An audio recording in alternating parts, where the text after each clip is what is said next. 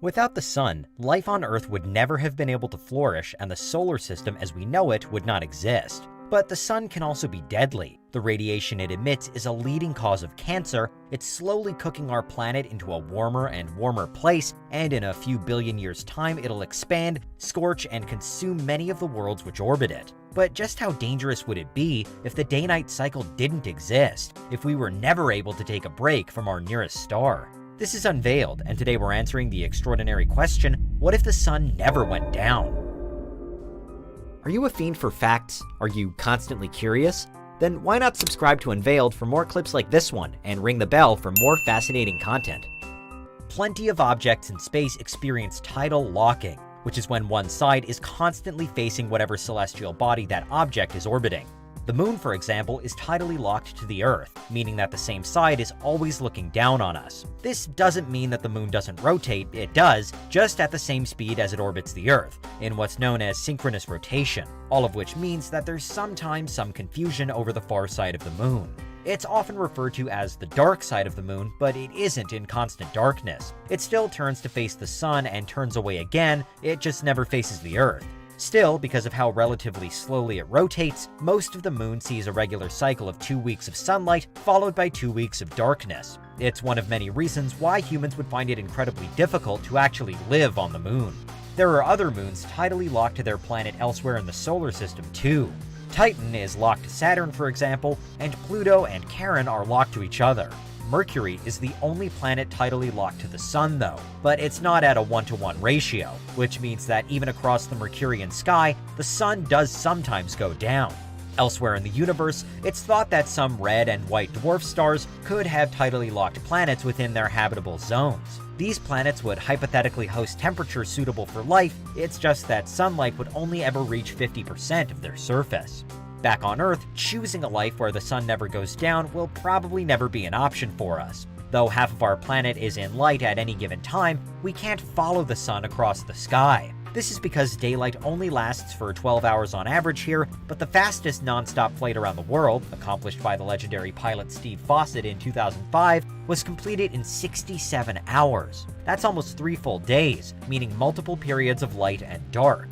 The closest we can get on Earth to constant daylight, without changing something fundamental about the way the planet works, is at either the North or South Pole. Because of their extreme position, the poles experience months-long periods of uninterrupted sunshine, but even at both ends of the Earth, night does eventually come. So scientifically speaking, the sun never going down just isn't possible here. But what if it was? What if, say, the Earth's orbit were to change, we became tidally locked to the sun, and for whatever reason, those on the sunny side of the planet couldn't escape it?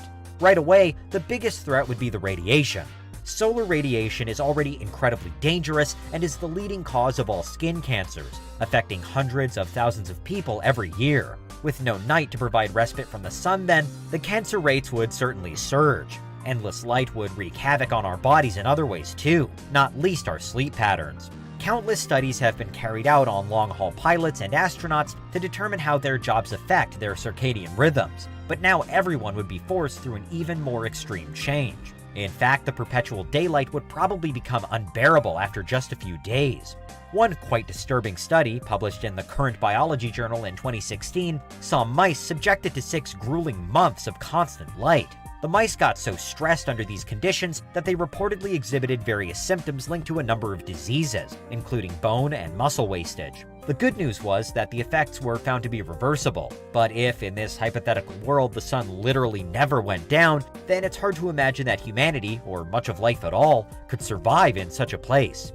Physical sickness and mental strain could well take hold before even the increase in cancers became apparent. It's one of the reasons why astronauts on the ISS keep a simulated day-night cycle, because NASA knows how crucial our body clocks are to how well we can function.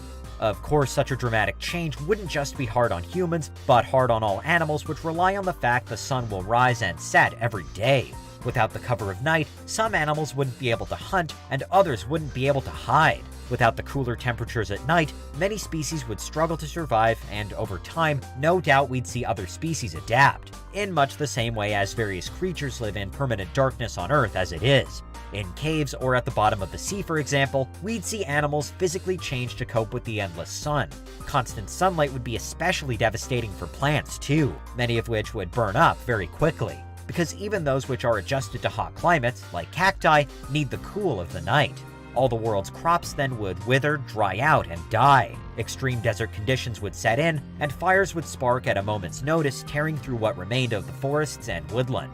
The situation does change somewhat if there's free movement between the light and dark sides of an Earth that's tidally locked to the sun, however. In this case, it would still be bad news for plant life, which, while being scorched and dried out on one side of the world, would wilt and die out on the other through lack of sun.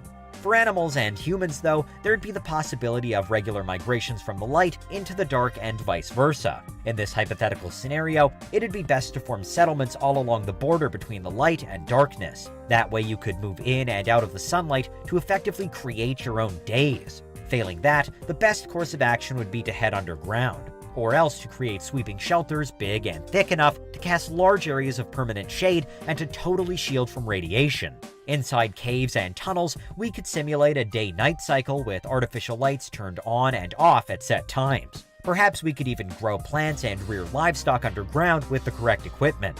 In this case, vitamin supplements, to replace the nutrients we now wouldn't be getting from the sun, would be vital, and UV lights could mimic sunlight through the darkness. It feels counterintuitive, but the best way to deal with permanent sun could well be to permanently avoid it. Such an environment would ultimately breed sprawling subterranean cities, which would be cooler, more controlled, and safer for all. If we couldn't get under the Earth's actual surface, then we'd need to build a new layer all around the planet, a worldwide roof of sorts, to provide life with the cover it needs. Whatever the case, it's clear that this is an alternate reality we should be glad we'll never get to see. Everyone loves it when the sun comes out, but it's just as important that it always sets, because that's what would happen if the sun never went down. What do you think? Is there anything we missed? Let us know in the comments, check out these other clips from Unveiled, and make sure you subscribe and ring the bell for our latest content.